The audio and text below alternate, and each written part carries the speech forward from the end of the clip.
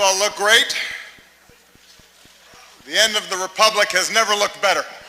We can be. We must be. The first generation to end extreme poverty. The generation most determined to fight injustice and inequalities. The generation that saves the planet from climate change. And this is how it will get done. The global goals. A 15-year plan for everyone, everywhere.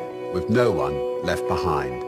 We will live in a world where nobody, anywhere, lives in extreme poverty.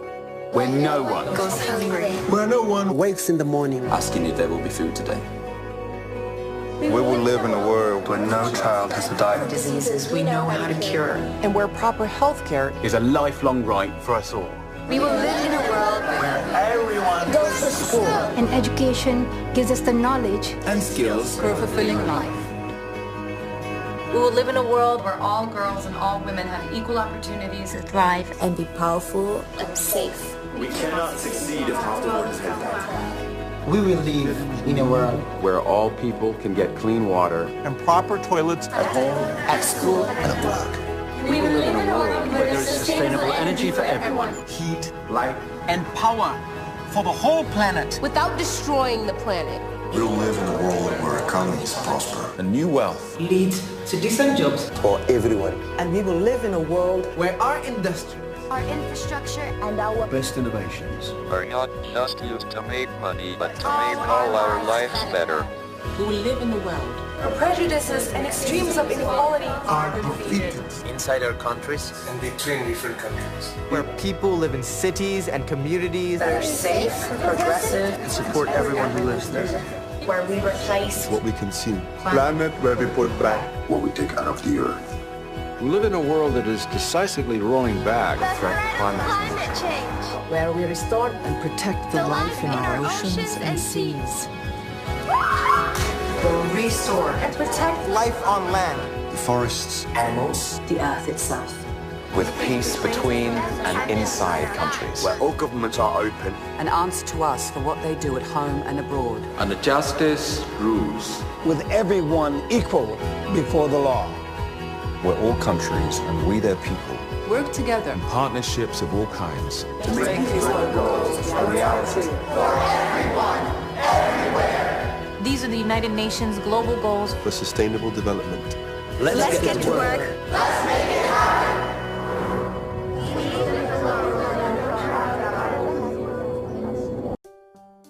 Beyond the waters under the jurisdiction of coastal countries lies a vast region that few will ever see firsthand, but on which everyone on Earth depends. It's known as the high seas and covers nearly half of the planet. These waters and the deep seabed that lie beneath them were once thought to be empty, but they are actually full of life. Sea turtles, whales, sharks and migratory fish spend much of their lives in these waters. They are also home to hydrothermal vents, unique seamounts and geomorphic structures, deep-sea corals, uniquely adapted fish species, and tiny organisms, many of which have yet to be discovered. The high seas are vital to the global ocean ecosystem, providing much-needed protein to a growing population.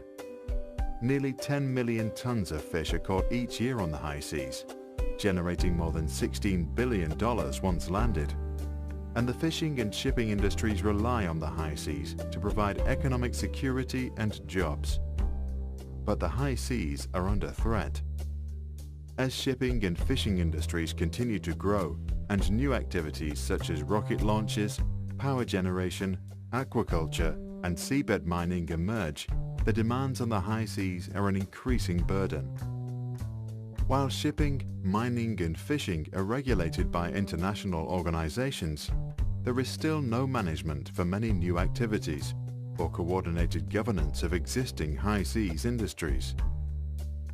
In June 2015, the United Nations agreed to begin negotiations over a new international treaty to protect high seas biodiversity. This treaty is the first of its kind for how our valuable ocean resources are managed.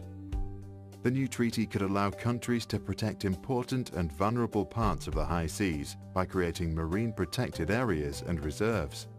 And it could require environmental impact assessments for commercial operations to determine when, where and whether various activities should be allowed.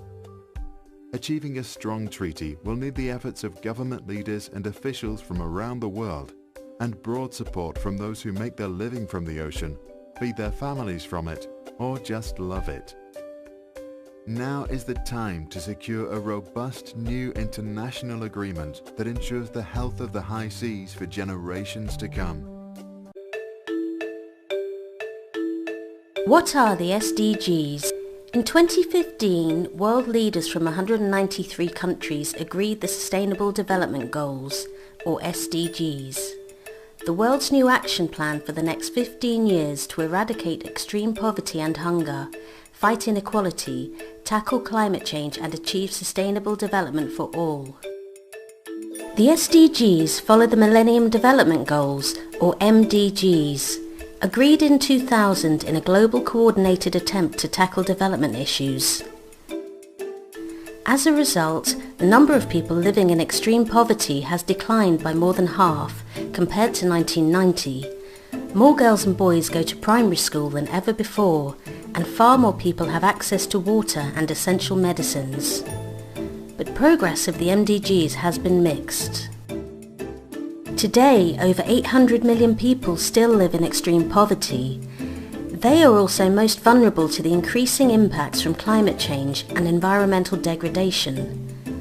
Years of hard-won progress fighting poverty could easily be wiped out by even small conflicts, economic crises or natural disasters. Also, Sub-Saharan Africa and Southern Asia consistently achieve less progress than other regions. The MDGs measured success on national averages, often missing what happened with marginalised groups like people with disabilities, indigenous groups, rural communities and women. The international community recognised the new challenges and that human prosperity must go hand in hand with protecting the planet. After a 3-year participatory process, world leaders finally adopted 17 Sustainable Development Goals. So what are these goals for?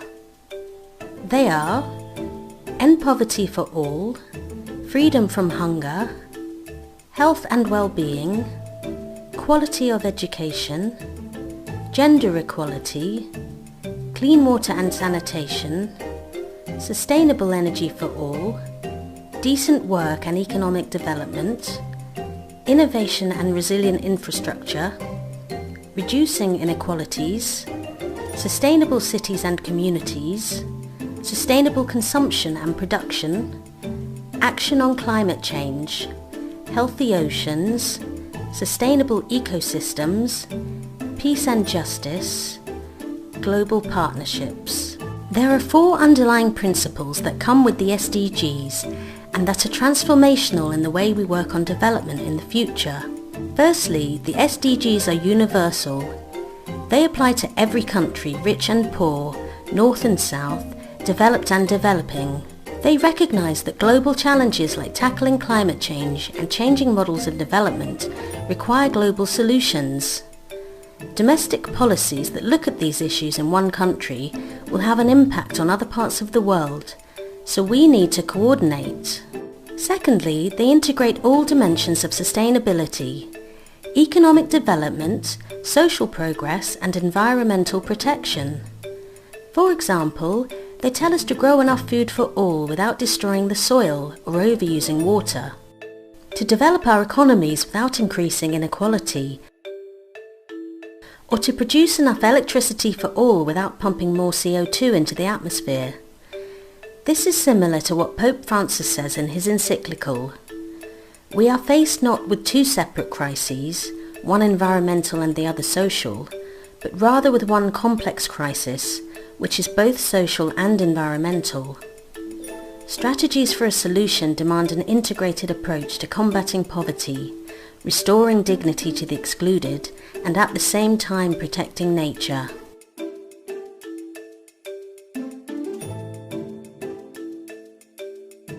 The SDGs tell us we should leave no one behind.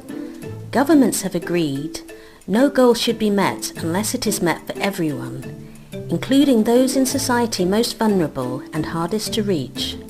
So education must reach indigenous communities, jobs created for women and men, quality healthcare available for all rural communities, and water and sanitation facilities accessible for people living with disabilities. Tackling exclusion is the key to tackling inequality. And finally, the SDGs require the participation of all. The process to agree the SDGs took years and included national dialogues, consultations with civil society groups, the private sector and academia, and ended with negotiations between all governments at the UN. There's a strong sense of ownership of these goals. The result is ambitious, but it reflects what the world wants. Well, they say that the pen is mightier than the sword. And for some time now, men have been able to conquer lands with the swoop of a pen. And they justify this by so-called preservation and for the greater good, when in all reality this is just another tactic of warfare. And it is backed up by a militarized police force, a militarized bureaucracy at this point, ready to drop the hammer on anyone that stands in their way. You will hear things like, this is for the desert tortoise. This is for the greater good. It really just comes down to money, control, power, greed, and resources. They are coming after the natural resources, and they're not going to let you stand in their way. They will sell you out without even blinking an eye. You see, they have a playbook and a plan that has been in place for a long time. It used to be Agenda 21. Now it has transformed and evolved into the 2030 Agenda that was launched just last year in Manhattan at the UN headquarters, at the UN General Assembly. The 2030 Agenda at this point has two main focuses. These are their loopholes and how they figure they will be able to conquer the world, literally. Everyone on it, control them and all of its resources for their own financial gains and beyond. Sustainable development and climate action. No, I'm not here to try to prove or disprove global warming in this video right here. That's not the point. But I don't think anyone can deny that the threat of global warming, what they're pushing to be the end of civilization as we know it, will be used to their advantage for a total and complete takeover. And if you disagree with that, well, then you'll be ridiculed and threatened. And they will try to normalize the attacks on you. And not only will they make a fortune in doing so, they will also gain immense power because they will be able to regulate and mitigate every aspect of you in your life, in your town, your country, your state, under international law. And it's not just the land and the resources in the land that they're coming after. They want it all. They're coming after the oceans as well. That's right. They want half of the planet with this one move alone. 2/3 of this planet's oceans, they are trying to get complete and total control over. And of course, it's all for the greater good because man doesn't know what they're doing. They're such a bad guy. They're out of control.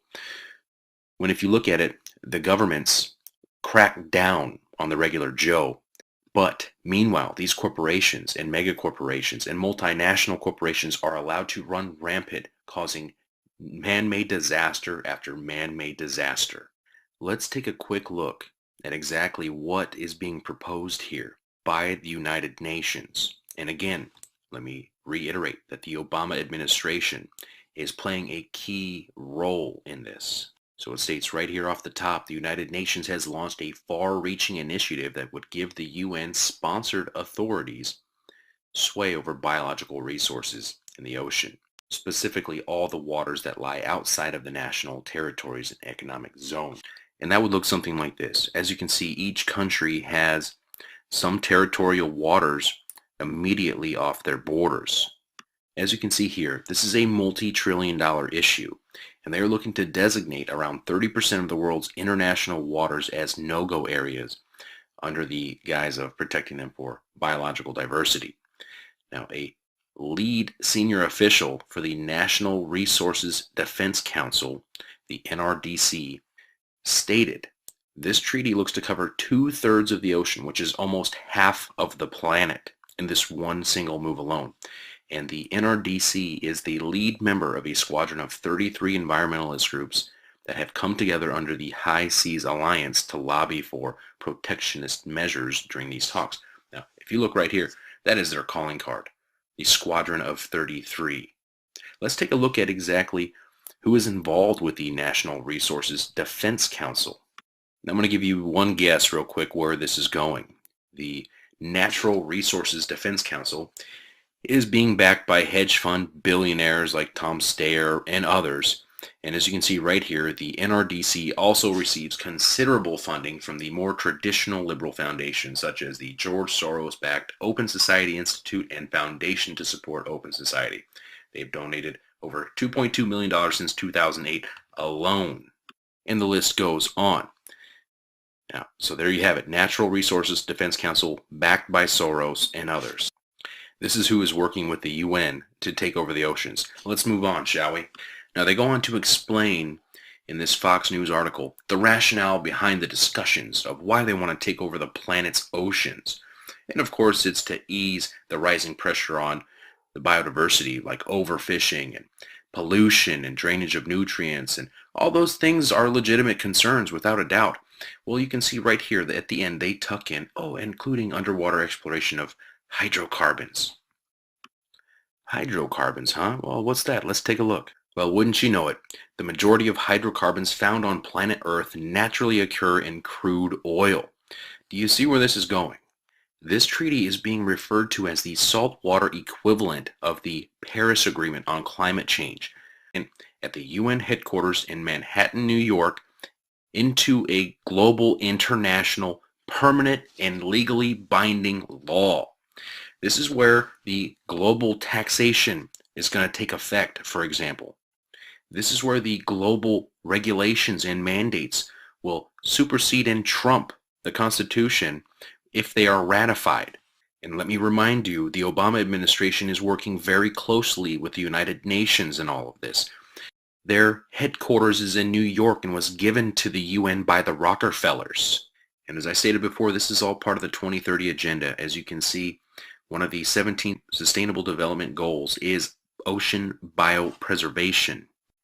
Now, back in 2014, President Obama signed an executive order for the Remote Pacific Islands National Marine Monument in the Central Pacific Ocean. They have made some big moves here already before this UN treaty came on the table. And as you can see right here, here's Hawaii, and basically between Hawaii and Australia, this huge area of ocean is now being quote-unquote protected under this executive order. And as you can see, it's all been broken down into bits and pieces. Now, if you scroll down here, let's take a look. You can see mining and drilling. There it is. That whole area is extremely rich in resources. And it's not just the governments that are involved in this. It's NGOs, it's lobbyists, and so on. And they're looking to make moves all over the place, as you can see here off the coast of New England. Now, one of the major contributors to this is Pew Charitable Trusts. And they have been lobbying governments around the world for years to create these no-go zones, basically, to take over them under the guise of biodiversity protection. Well, let's take a look at Pew Charitable Trusts. They sound great, right? They want to protect the environment and save the whales. Well, let's see. Okay, they are comprised of 7 individual funds established between blah, blah, blah. Oh, look, the founder of Sun Oil Company and his wife, Mary A. Pew. So the founder of this oil company wants these no-go exclusion zones. And this is all being backed by the UN. Let's see who they have worked with in the past here. Now, I'm not going to list them all, but you can see right here, they have worked in the past with the Open Society Institute. That's George Soros. They have worked with the Ford Foundation, the Carnegie Corporation, and many others. They are all lobbying tens of millions of dollars to influence and sway politics and legislation down to the local level all the way to the international global level. And for those of you that are not familiar with those foundations, those are the big dog players in all of this. They can be referred to as the power behind the throne, the shadow government, if you will. So Sun Oil Company is now Sunoco, which is an American petroleum and petrochemical manufacturer, one of the largest gasoline distribution companies in the United States, formerly a Fortune 100 company. Now, that company was founded by Mr. Pew, the same guy who founded the Pew Charitable Trusts, who lobbies governments around the world for years to get these exclusion zones, these no-go zones on behalf of the UN in these mineral and resource-rich areas. You tell me what their motive is. They can create foundations that lobby and donate tens of millions of dollars, and then they can turn around and make billions and trillions and do it in the name of protecting and preserving the environment, all while they get a monopoly on all of the resources. Now, this is an old map right here. This is a proposal for a global network of marine reserves covering up to 40% of the world's oceans. Now, to my knowledge, the UN has not yet released a map showing the 2/3 of the ocean, or half of the planet, that they want to lock down under their control exclusively.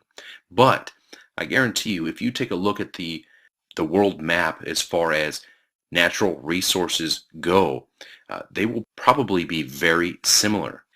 So just to recap, the 2030 agenda is real. It's here. It's big time. They are making big moves. They have established the framework legally on paper for global governance. This is a multifaceted attack on people around the world and our inherent rights to be free. They're going to try to sell it to you as a necessary means. They have to do this because of the crisis that we are in right now. Well, you know what? If you know anything throughout history, the majority of these crises that we are experiencing are manufactured. These crises are created to serve their end game agenda. This is what's known as a false flag, and it's taking place right now on a global scale.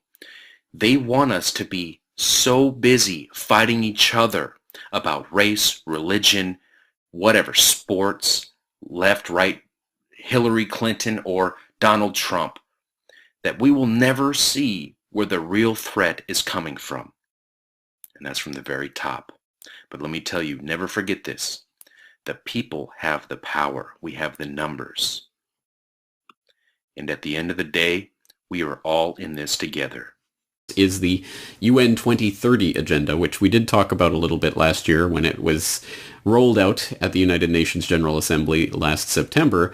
But this, of course, is a development of what was formerly Agenda 21 and is just a furtherance of the same goals for the same ends. And we're going to be talking about another aspect of this, not the Paris Climate Agreement, but a different United Nations push that is ongoing at the moment. And this relates to something called Resolution 69-292, aka Development of an International Legally Binding Instrument under the United Nations Convention on the Law of the Sea on the Conservation and Sustainable Use of Marine Biological Diversity of Areas Beyond National Jurisdiction.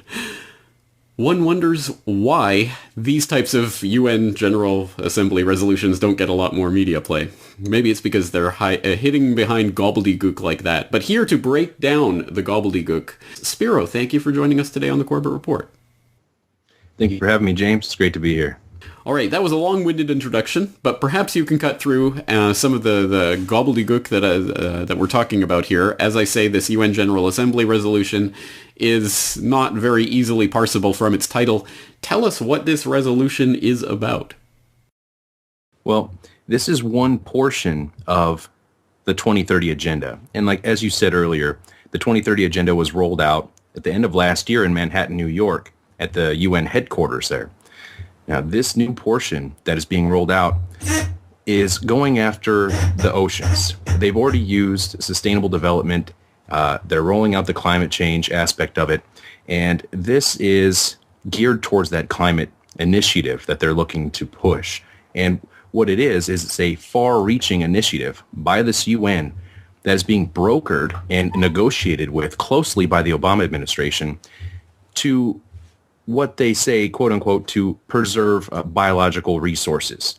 But what it really is a massive grab, land grab, ocean grab this time, where mega corporations, multinational corporations are going after the resources, and they're going to designate large portions of the ocean as no-go zones.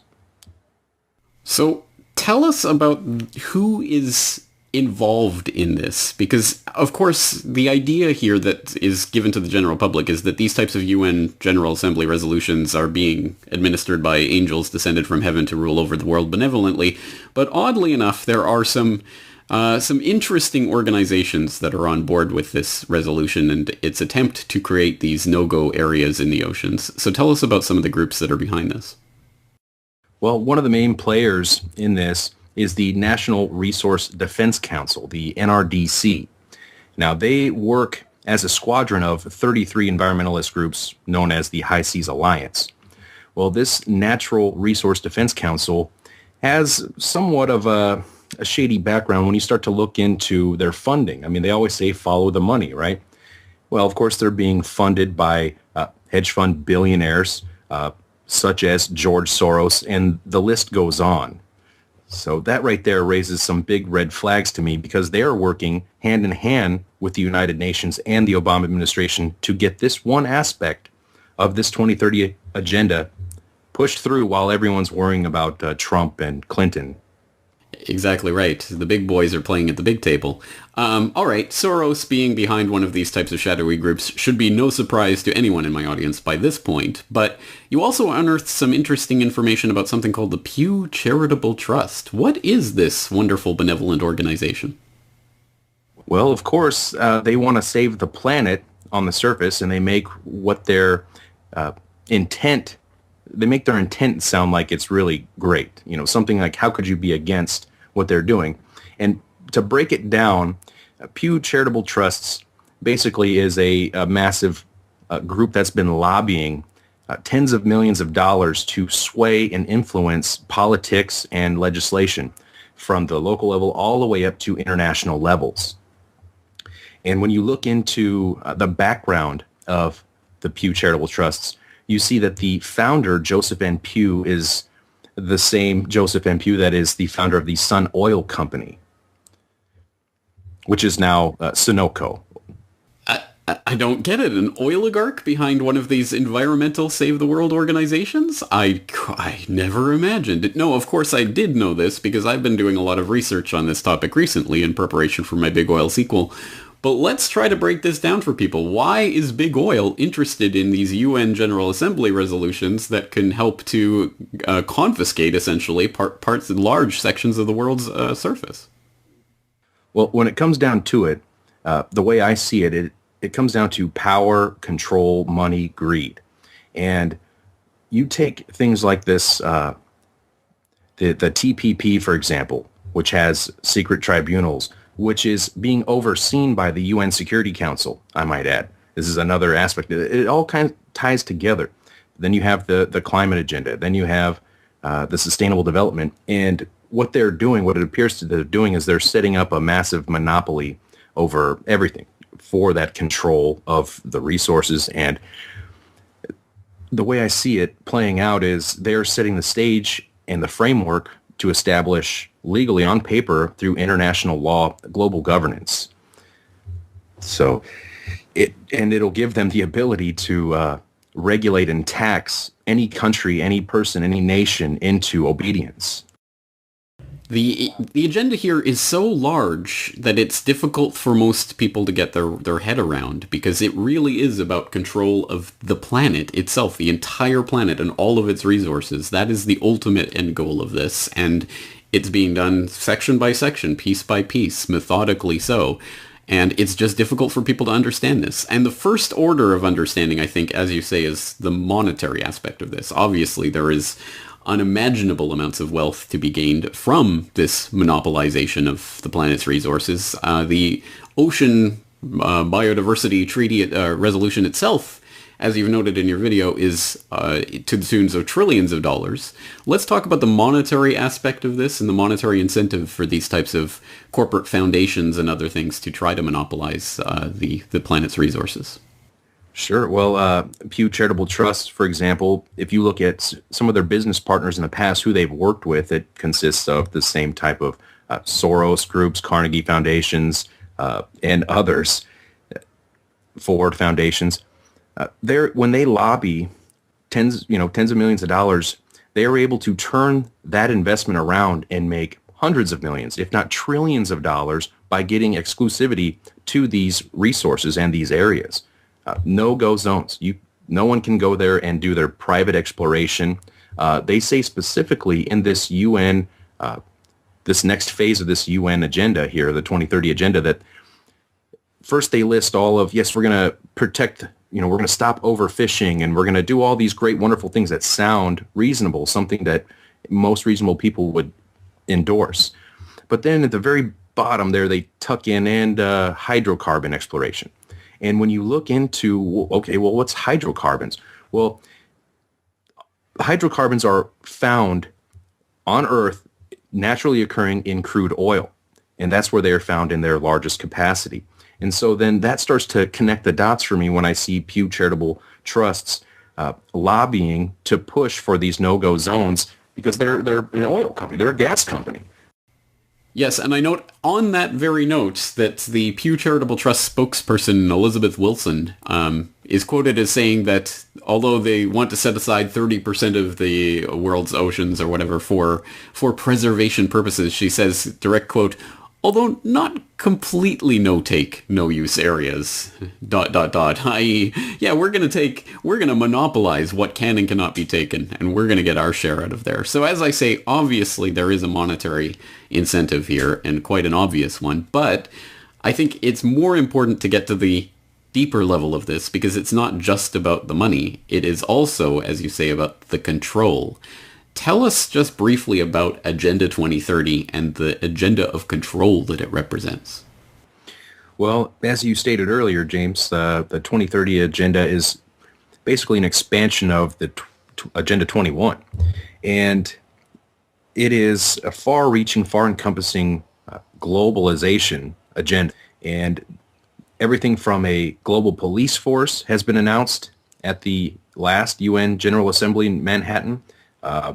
Biometric identification on a global scale has been talked about, pushed by the UN, backed by the World Bank, sourced out to private contractors.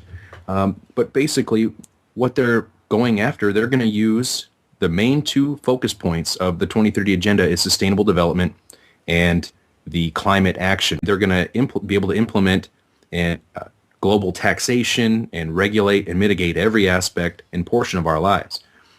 So I'm not here to argue whether the global warming is real or not. That's not the issue right now for this conversation here. The issue is they're going to use the fear and the threat of these crises to implement full, total domination and control of every aspect of our lives.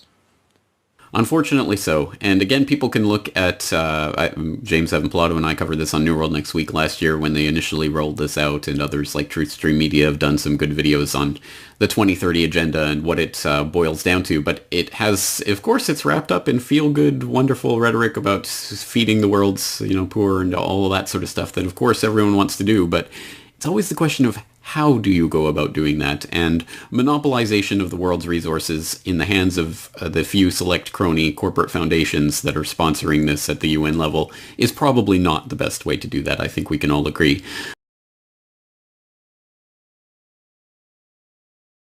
The Convention on Biological Diversity has set a target to protect 10% of the oceans in marine protected areas by 2020. That target has been picked up as a UN Sustainable Development Goal, so we really do feel that we need to be protecting a tenth of the seas by 2020. But is it enough? There's been a great deal of interest and controversy over how much of the sea we really need to protect in order to safeguard life there and maximize other benefits to humanity, like producing productive fisheries, for example, avoiding some of the problems of adverse evolution that happens to fish stocks when they're exploited intensively, avoiding problems of collapse in ocean processes as well. What our study clearly shows that protecting a few percent of the seas is just not enough. It also very strongly shows that protecting 10%, the current international target, is not enough either. In fact, really, we can only begin to start saying that we're doing the right thing when we get above 20%. And the optimum level of protection is above 30%. So I would say that we need to be protecting something like a third of the seas from exploitation and harm.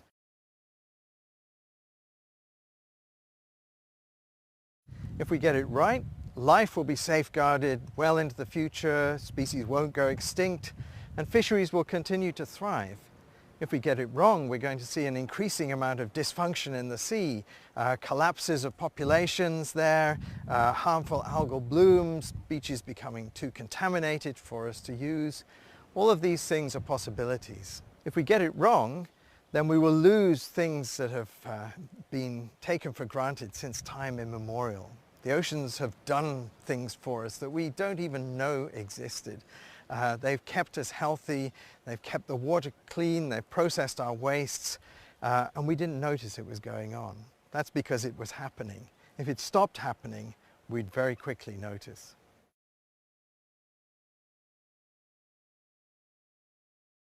Very few of the studies that we looked at set out trying to answer the question of how much of the sea that we should protect. Instead, they looked at little pieces of the problem and saying, well, let's say in the Great Barrier Reef, how much of this area should we protect in order to safeguard life here?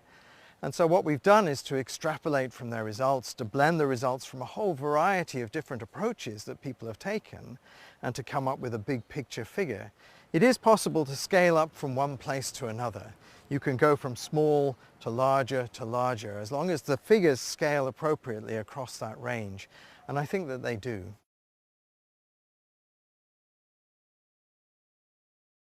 One of the things you might think in this kind of study is that the answer for fishing would be very different from the answer for nature conservation. So people might say it's all right to protect 30 or 40% of the oceans to protect nature, but if we're going to fish productively, then we can't protect anything like that much.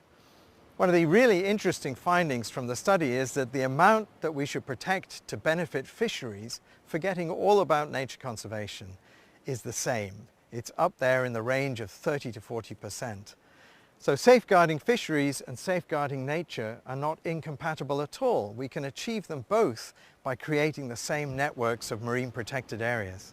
When people hear a figure of 30 to 40% of the oceans being protected, it seems to them just far too much. And then they'll say, well, it's impossible to do that, or you're crazy. But maybe we were all crazy thinking that we could get by without protecting that much of the sea.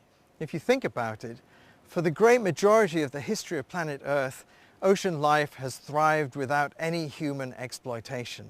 Now we're chasing them down with industrial fishing boats, and is it a surprise that they can't cope? In fact, really, we'd be crazy to think that we could get by and safeguard life in the sea and the fisheries and the livelihoods that depend on it with anything less than 30 to 40% protected.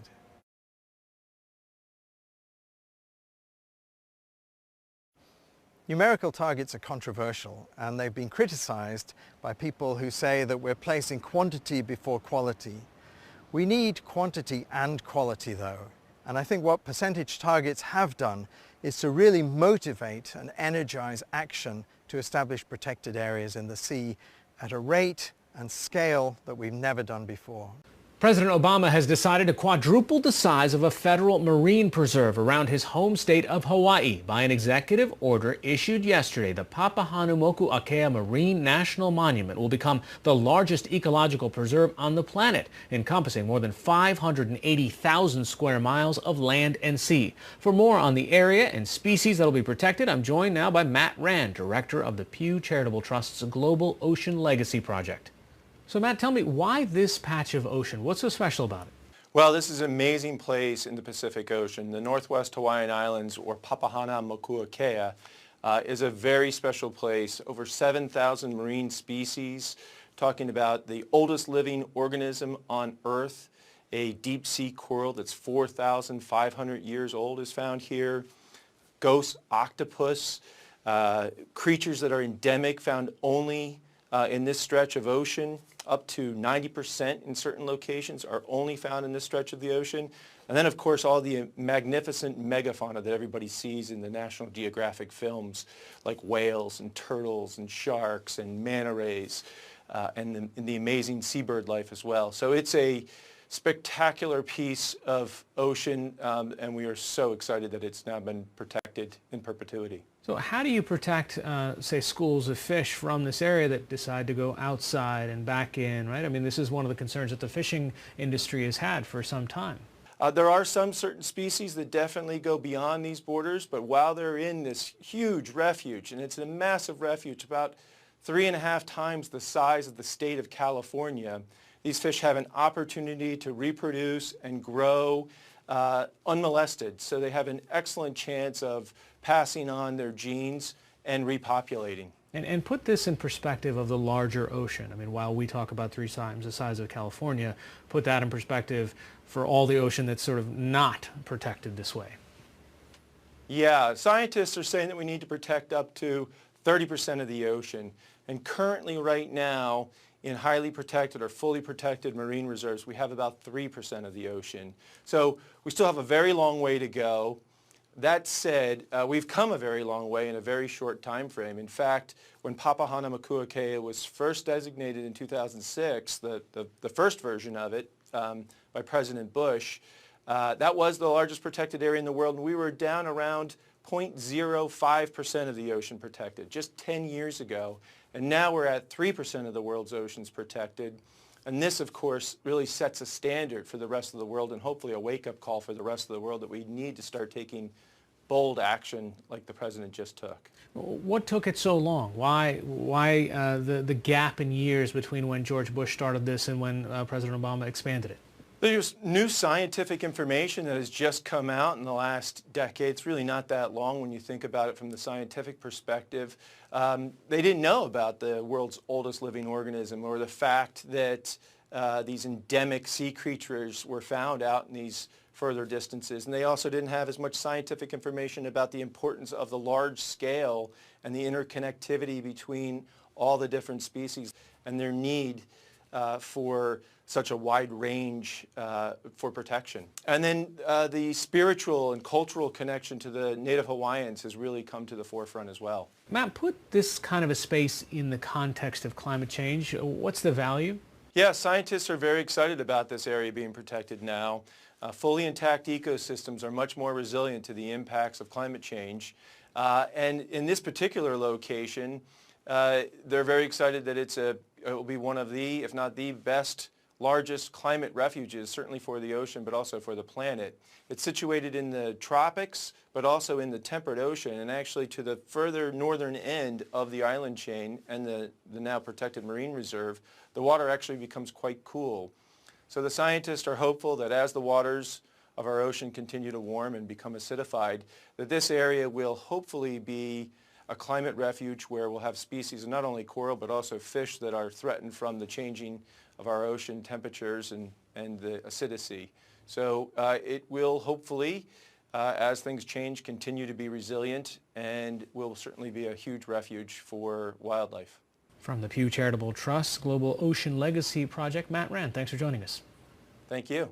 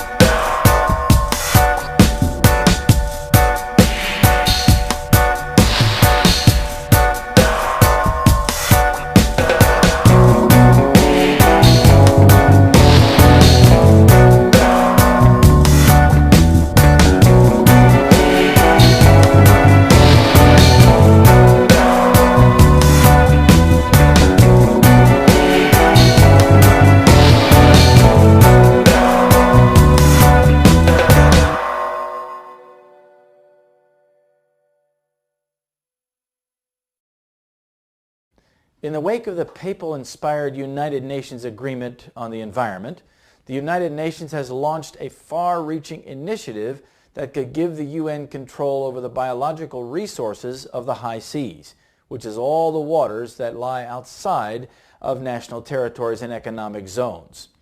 It involves multi-trillion-dollar issues, including the protection of biological diversity, major impact assessments, and projects like the development of marine genetic resources. Overall, the hoped-for treaty will cover 2/3 of the oceans, almost half the planet, said Lisa Spear, a senior official of the National Resources Defense Council, or the NRDC. The foundation for the treaty, which they hope to have drafted by the end of 2017, is based on the problems related to overfishing, pollution, the drainage of nutrients and other substances from the surrounding lands, the disturbance of underwater seabeds, etc. Some see the treaty as the saltwater equivalent of the Paris Agreement on climate change, a global, permanent, and legally binding deal for the management of the Earth's last frontier. One of the things we're looking at is how marine genetic resources will be conserved, sustainably used, and how the dividends will be shared, said Spear.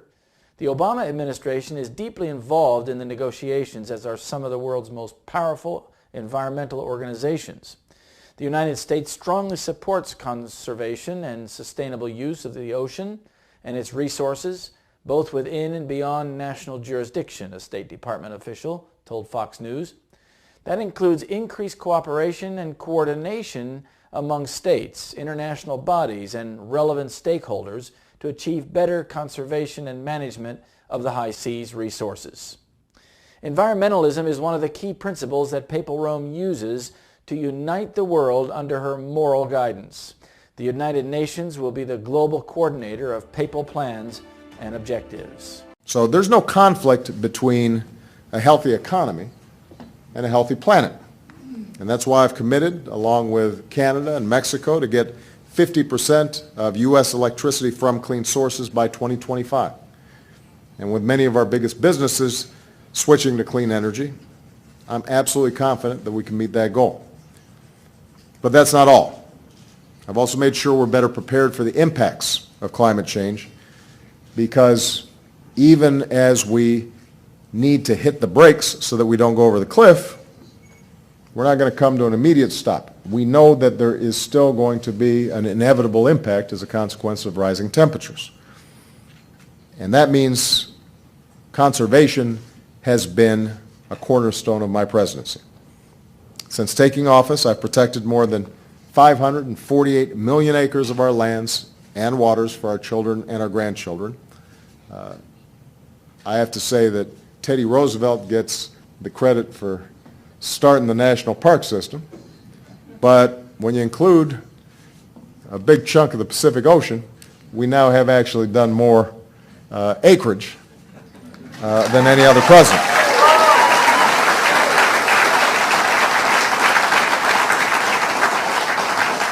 We've designated national monuments from Maine to Ohio to California. And just last week, thanks to the hard work of many people in this room, including Senator Schatz, I created the world's largest marine preserve, quadrupling the size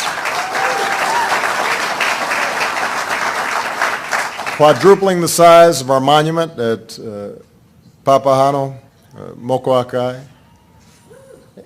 This is an area twice the size of Texas that's going to be protected and allows us to save and study the fragile ecosystem threatened by climate change. This large stretch of ocean, encompassing more than 500,000 square miles off the coast of Hawaii, is the largest marine protected area on the planet. President Obama more than quadrupled the size of Papahanaumokuakea Marine National Monument last week, creating an ecologically protected area that is now more than twice the size of Texas. The monument was originally created in 2006 by former President George W. Bush and designated as a UNESCO World Heritage Site in 2010. Since then, new scientific exploration has revealed a slew of new species and deep-sea habitats in this region. The monument is a sanctuary for marine life and one of the most biologically diverse areas in the world. It is the planet's largest seabird gathering site with more than 14 million birds from 22 species. Scientists supporting the expansion say it'll protect more than 7,000 marine species, including endangered animals such as blue whales, sea turtles, and the last Hawaiian monk seals, as well as the world's oldest animal, a black coral estimated to be 4,500 years old. Environmentalists say as ocean warming and other impacts of climate change threaten marine ecosystems, the move will improve the resilience of oceans. And it'll create a natural laboratory for scientists to monitor the impacts of climate change on the waters and their ecological resources. The expanded area is also considered a sacred place for native Hawaiians who use it for cultural and spiritual activities. This is a hallowed site, and it deserves to be treated that way, and from now on it will be preserved for future generations. With the designation, all commercial fishing and deep-sea mining is now prohibited within the expanded area. Despite the benefits to the ecosystem, some, including local fishermen, were against the expansion because of its potential impact on Hawaii's fishing industry.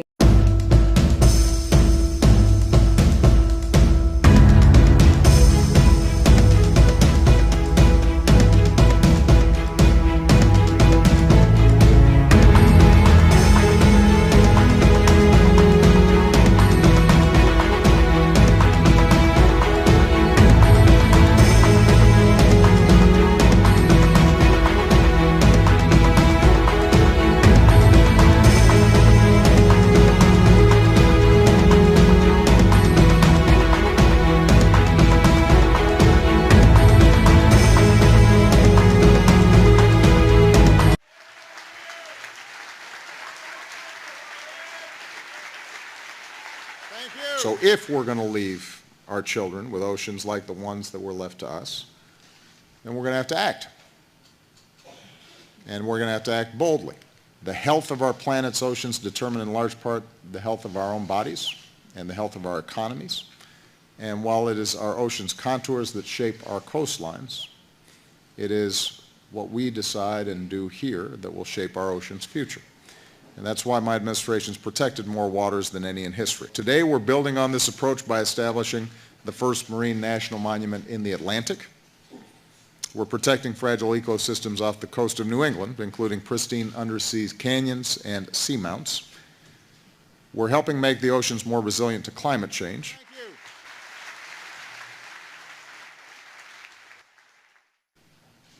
And so the investment that all of us together make here today is vital for our economy, it is vital for our foreign policy, it's vital for our national security,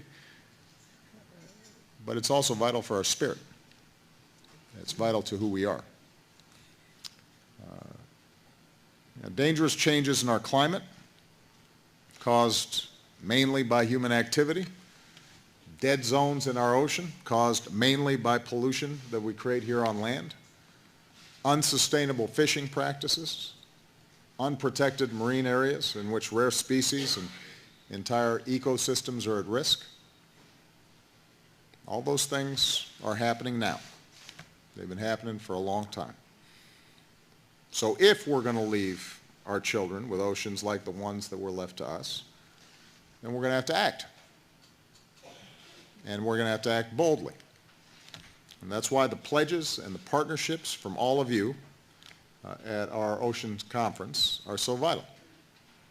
The more than $4 billion that governments and philanthropies committed towards conservation at the first two gatherings here in Washington and in Chile, the more than 2 million square miles of ocean we came together to protect over these last 2 years, and what you'll add to those totals this week through more than 100 new initiatives and contributions, all of that's going to make a difference.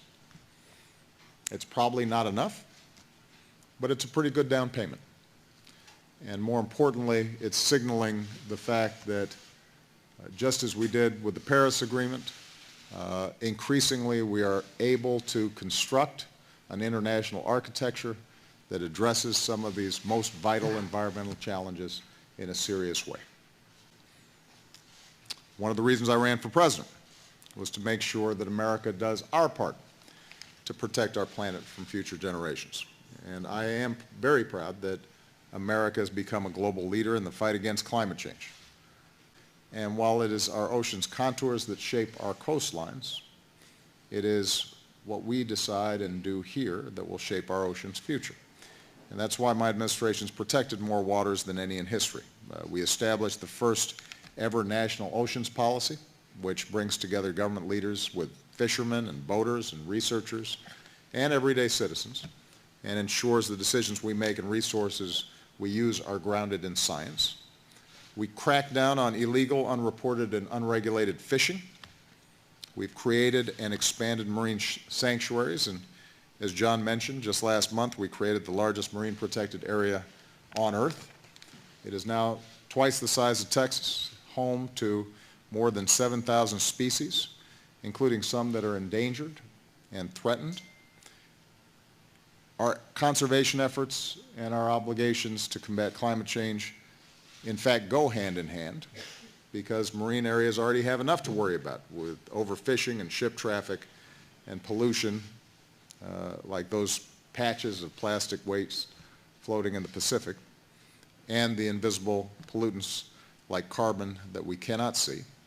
The more of those threats that we eliminate through conservation, the more resilient those ecosystems will be to the consequences of climate change. So today we're building on this approach by establishing the first marine national monument in the Atlantic. We're protecting fragile ecosystems off the coast of New England, including pristine undersea canyons and seamounts. We're helping make the oceans more resilient to climate change, and this will help fishermen better understand the changes that are taking place that will affect their livelihood, and we're doing it in a way that respects the fishing industry's unique role in New England's economy and history. So I'm proud of what America's done, that we are doing our share. But it's no secret that we're all going to have to do a lot more, and we're going to have to do it fast. And that's why it's so critical that the tradition of this conference continues after John and I leave this office. That the EU so quickly raised its hand to host next year's Our Ocean Conference is a testament to the fact that these challenges demand collective action and deserve the world's attention. It's a recognition of the reality that the ocean's health is our health, and we've got our work cut out for us.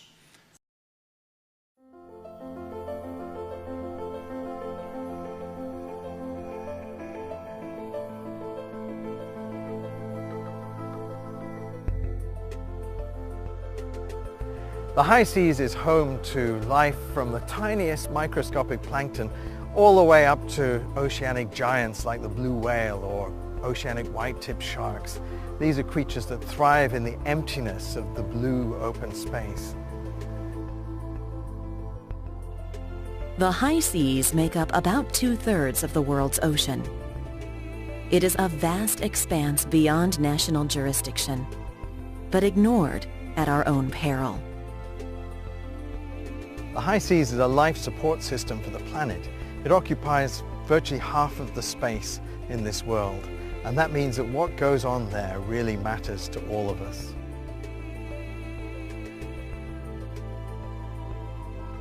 The health of the high seas impact the health of the entire network of ocean life and marine life as we know it.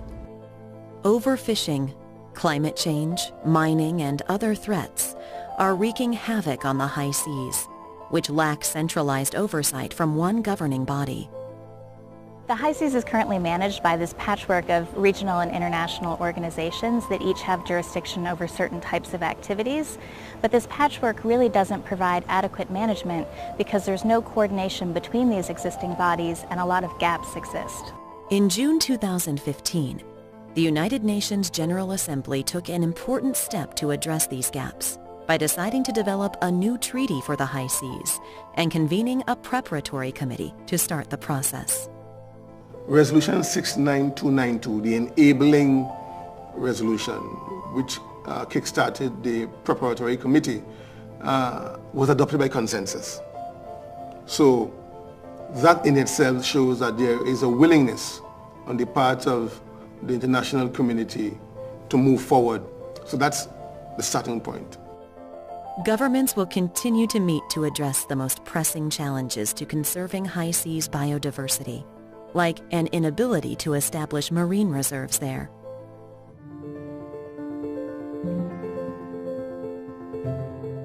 Marine protected areas and marine reserves on the high seas will allow us to protect special places that are very vulnerable to human activities. One of the things people have done to the environment over time is to degrade and deplete it. Marine protected areas will help reverse that trend, rebuilding life and enabling those ecosystems to be much more resilient to the sort of stresses and shocks that lie ahead. While many leaders have created marine reserves in their national waters, protection is needed beyond those borders to meet these challenges. The science says that we really need to be protecting something of the range of 30 to 40% of the oceans from exploitation and harm in order to safeguard life there. We can't possibly get to that number without protecting the high seas. The UN is working toward that aim, and those close to the negotiation find reason for hope. I was encouraged by what I witnessed as chair during the first session. There is a recognition that the time to act is now. With this treaty, world leaders have a once-in-a-lifetime opportunity to do something significant for the planet. If we choose to do the right things and protect the planet better, reduce our impact on it, countless generations will benefit from that in the future. I cannot think of the next generation of Palawans or the children of my children without a healthy ocean. It's important that we do what must be done, not eventually, but right now.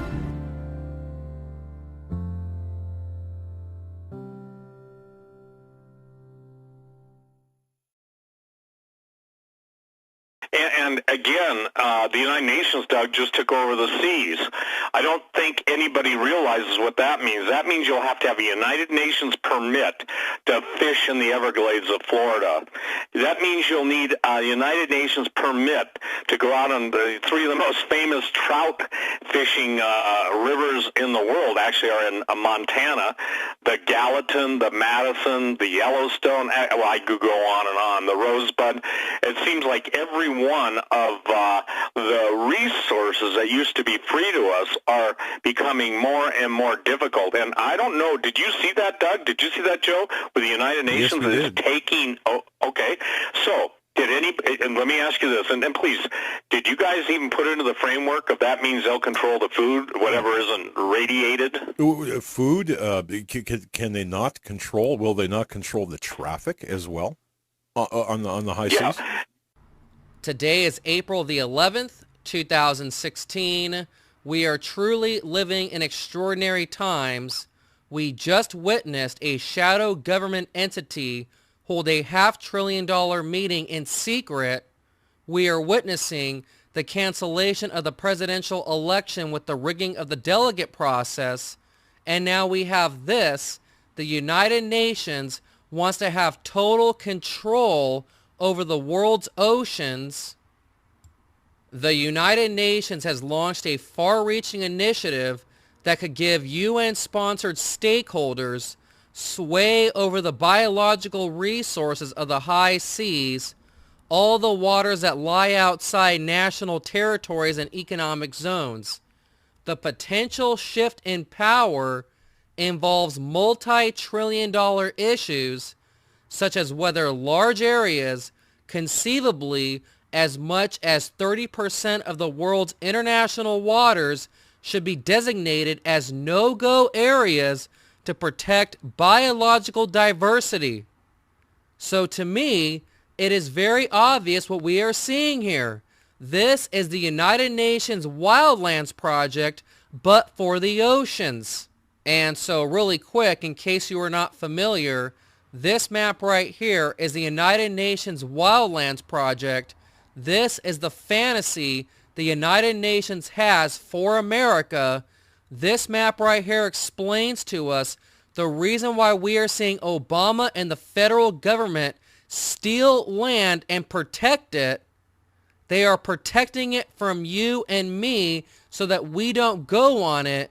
And so if this map is fully implemented, it says right here that the red, core reserves and corridors, little to no human use.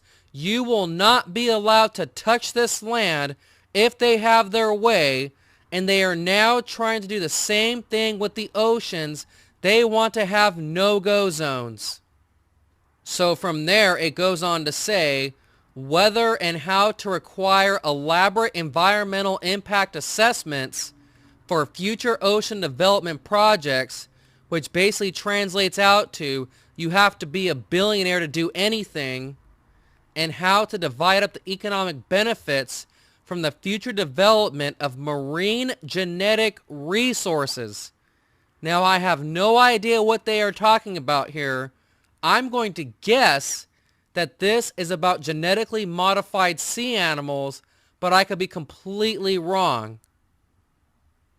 The rationale, there's rationale. The rationale behind the discussions, easing the rising pressure on the world's undersea biodiversity wrought by overfishing, pollution, the drainage of nutrients and other substances from surrounding lands, disturbance of underwater seabeds, and fears of even greater threats from underwater industrial technology, including underwater exploration for hydrocarbons, and of course, they don't mention Fukushima. Shame on them. They refuse to admit and acknowledge the real problem going on, at least in the Pacific Ocean. And then further down in the article, this is the last line I'm going to cover. One of the biggest backers of the preliminary talks is the Obama administration. Gee, should we be surprised that Obama is one of the biggest cheerleaders for the United Nations, taking over the oceans and declaring no-go zones? I mean, this is unbelievable. I really don't know what else to say about this other than the fact that our president is a traitor. He is submitting our country to foreign international bodies, and hardly anybody is doing anything to stop him.